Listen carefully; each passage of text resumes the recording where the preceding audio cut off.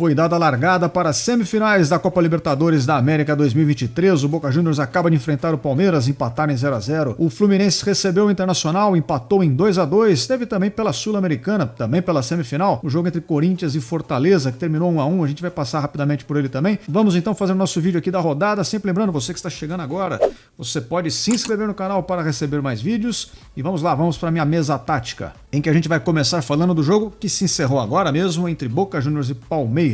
O que eu queria destacar nesse jogo, né, a gente vai colocar a escalação do Palmeiras aqui, a princípio, que veio numa formação diferente de tudo que o Abel Ferreira já tinha tentado até então. O Abel Ferreira tem essa tradição de alguns jogos decisivos, ele inventa uma coisa nova, ele cria uma solução específica para aquele jogo e ele tentou resolver o problema da ausência do Dudu, dessa vez jogando com um esquema que não tinha 3 zagueiros de fato, mas tinha 3 zagueiros em termos de posicionamento na maior parte do tempo. Então o Palmeiras veio a campo aqui com o Everton no gol, Marcos Rocha, Gustavo Gomes e Murilo. Na esquerda o Piquerez, aberto na direita o Mike, uma dupla de volantes de Zé Rafael e Gabriel Menino, o meia centralizado Rafael Veiga e 2 atacantes, o Rony um pouco mais aberto pela esquerda e o Arthur um pouco mais aberto pela direita. É uma formação que dá uma espécie ali de um 3-4-1-2, mas é claro que há um balanço aqui nesses jogadores, eles não ficam estáticos nessa posição.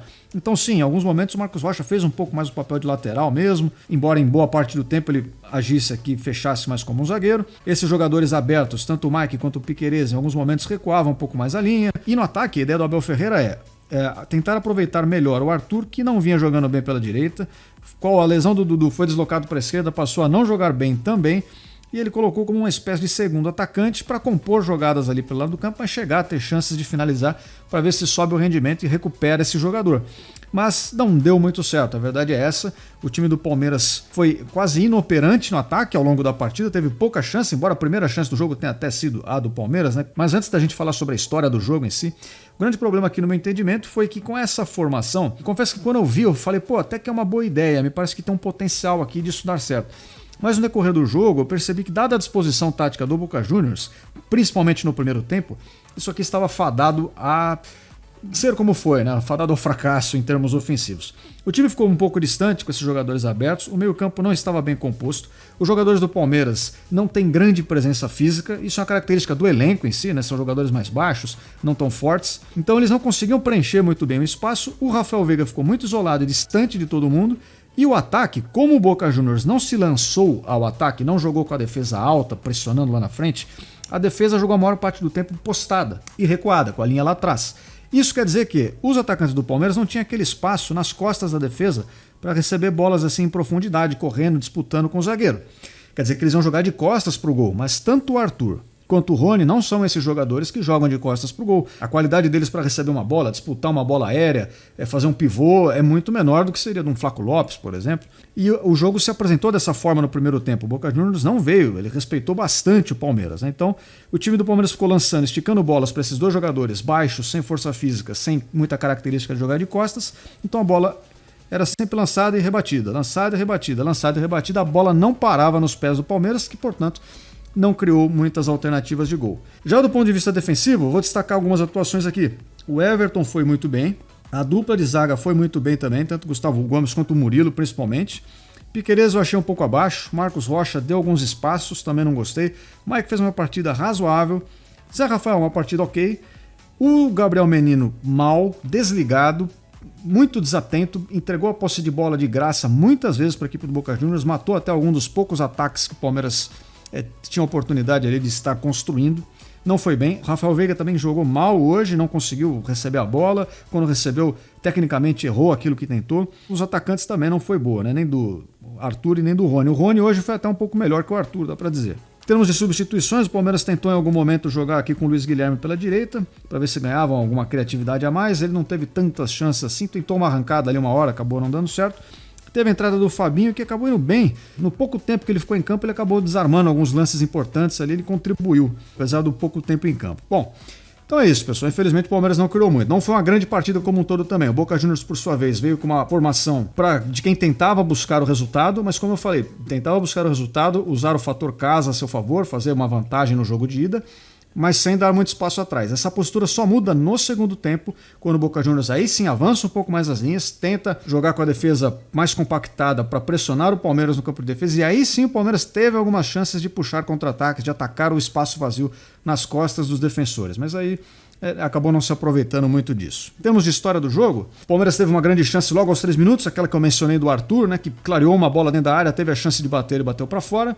Aos 15 minutos, numa bola parada, já Boca chegou com perigo numa cabeçada do Cavani. O Palmeiras deu um vacilo muito perigoso ainda logo na sequência, numa saída de jogo, entregou a bola. Com isso, o Boca Juniors cruzou uma bola na área, atravessou toda a área, o Cavani não conseguiu desviar. Depois mais um cruzamento, mais uma vez um chute desviado ali pelo Merentiel, passou rolando, atravessando toda a pequena área, saiu lá pela linha de fundo, quase foi gol. E outra chance, a mais importante talvez do Boca Juniors, tenha sido aos 44 minutos do primeiro tempo, uma bola recebida na área, é feito um pivô, o jogador do Boca vem de frente, com liberdade para bater pro gol, ele acaba isolando, chuta a bola lá na lua, felizmente, porque foi uma grande chance, um lance bom para ele finalizar. Um jogador com mais qualidade poderia ter feito o gol. Então o Palmeiras passou algum sufoco, apesar da defesa ter se portado bem. Como o Palmeiras devolvia a bola com muita facilidade pro Boca Juniors, não mantinha a posse de bola, o Boca Juniors acabava conseguindo algum volume de jogo, né?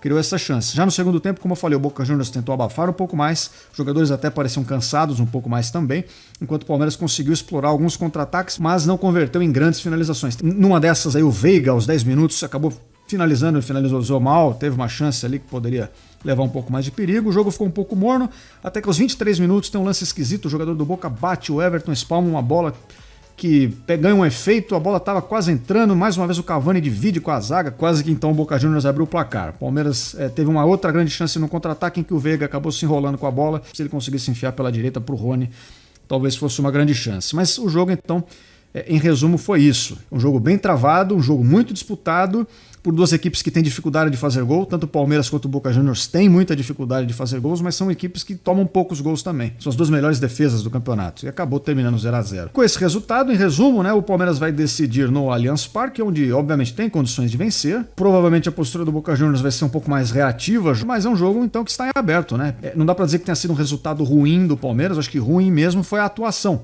O resultado não tanto. Em condições normais, um 0-0 fora de casa para decidir em casa.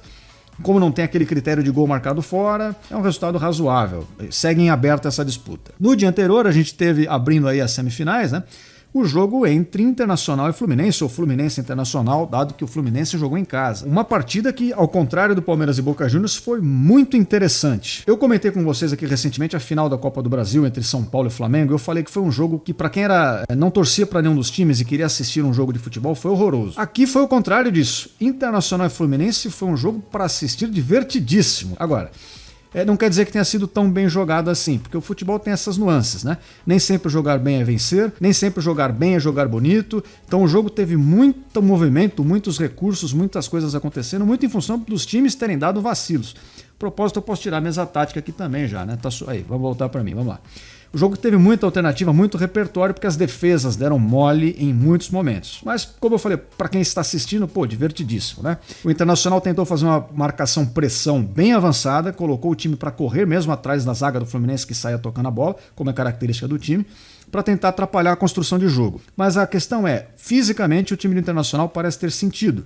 E no segundo tempo, fisicamente o time caiu muito. E é curioso porque é um momento em que a equipe, a gente vai ver, acabou ficando com um a mais. E uma coisa meio que compensou a outra. O Inter não tirou tanta vantagem assim do seu jogador a mais. Já o Fluminense começava o jogo bem, jogando como tradicionalmente joga, chegou a abrir o placar, mas num lance bobo e infantil do seu lateral direito, Samuel Xavier, acabou se colocando numa situação muito complicada. Por fim, vamos entrar um pouco na história desse jogo pra gente ver o que aconteceu. O Internacional começou assustando o Fluminense, o goleiro Fábio teve que fazer ali alguma defesa, o Ener Valencia já desde o começo do jogo incomodando bastante a zaga do Fluminense. O Ener Valencia tem se mostrado um bom jogador, puxando algumas jogadas ali em velocidade, pegando a defesa do Fluminense, que não é a defesa mais rápida do mundo também, né? Tem jogadores como o Marcelo, Felipe Melo, que já são muito mais veteranos, mas o Fluminense, ao mesmo tempo que sofreu alguns lances ali em velocidade, também respondia e conseguia chegar no gol do Internacional. Então, em poucos minutos, eu contabilizei 5 chances para o Inter e 3 chances para o Fluminense. O Keno acabou perdendo algumas boas chances, acabou perdendo um gol, até que o Internacional acabou errando numa saída de jogo, que resultou no gol do adversário, numa jogada bem articulada, numa trama boa. A jogada começa pela direita no ataque do Fluminense, passa pelo John Kennedy, ele vira, faz um belo preparo e deixa a bola pro Germancano só colocar pro fundo do gol, ele que sabe fazer gols, não perdeu a chance e abriu o placar. Até então, um jogo festivo, parecia que o Fluminense ia ganhar volume, mas aí tem essa expulsão tola na casa dos 30 e tantos minutos do Samuel Xavier, que toma 2 cartões amarelos em sequência. Ele faz uma falta, toma um cartão, passa um pouquinho de tempo, toma outro cartão e acaba complicando a vida da equipe da casa. Aproveitando-se de um homem a mais, a equipe do Internacional começou a ter mais posse de bola. Numa jogada cruzada, bola na área, chega o empate antes do final do primeiro tempo. Já no segundo tempo, o jogo começa mais ou menos como terminou a primeira etapa, com o Inter com mais posse de bola. Nova bola cruzada na área, chegou a ter um gol anulado de cabeça do Mercado, inclusive mais um gol anulado, né? Acho que eu não comentei no primeiro tempo, teve um do Winer Valencia, mas foi tão claro que estava impedido que nem conta muito, enfim. Mas o que importa nesse gol anulado é que deu fôlego ao Maracanã.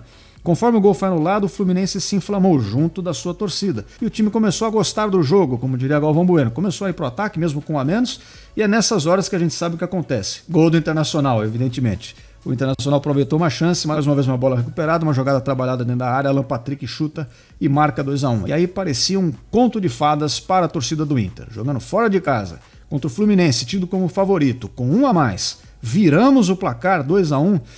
O torcedor do Inter se encheu de alegria e tomou um banho de água fria porque o Fluminense consegue empatar mais uma vez com o Cano. Uma bola cruzada na área de escanteio, desvio de cabeça e o Cano se antecipa ao zagueiro e finaliza pro gol.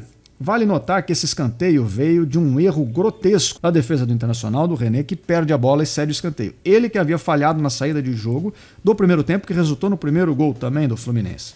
Então, em duas falhas do próprio Internacional, a equipe colorada compromete o seu resultado. O que tinha tudo para ser um grande resultado fora de casa virou um resultado comum. E eu digo comum pela circunstância, né? Claro, como eu falei lá no jogo Palmeiras e Boca Juniors, empatar fora de casa é ruim?